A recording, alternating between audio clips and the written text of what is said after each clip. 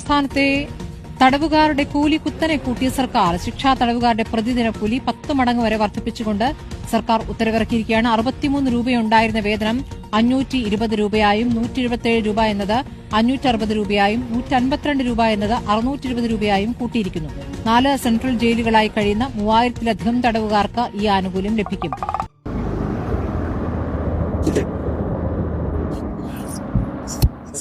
പെട്ടെന്ന് ബുക്കും പൈസ എടുക്കുന്നു. ഒരാഴ്ച പണിയില്ല. പറ്റാൻ എന്റെ ഇടയ്ക്ക് അറേഞ്ച്മെന്റ് ചെയ്യും. നാളെ മറ്റന്നാളെ എനിക്ക് പറയാൻ പറ്റുമെന്ന് എനിക്ക് പറ്റത്തില്ല. ഒരു അവസരം എനിക്ക് ഇല്ല. കാരണം നാളെ തരാൻ പറയാൻ പറ്റുന്ന ഒരു സാഹചര്യം.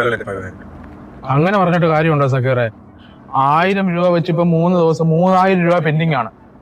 എനിക്ക് ഇന്ന് പൈസ കിട്ടിയേ പറ്റത്തുള്ളൂ.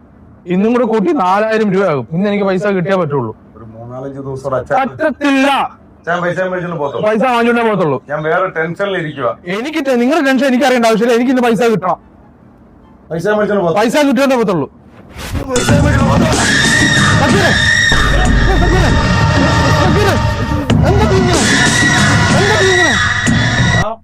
ഞാൻ കൊല്ലും കേട്ടോ.